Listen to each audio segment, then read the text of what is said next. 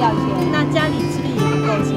就那汤果沙和孔Sơ cục lắc hoặc là này.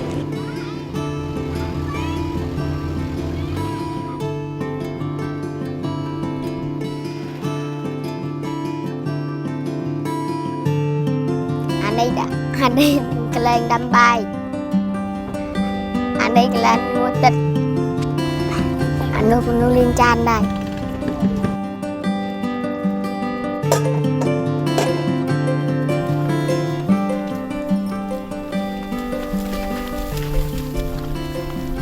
bây giờ mình cũng đi rồi cần sợ sợ bay bây giờ cần bây giờ nhung mệt đọc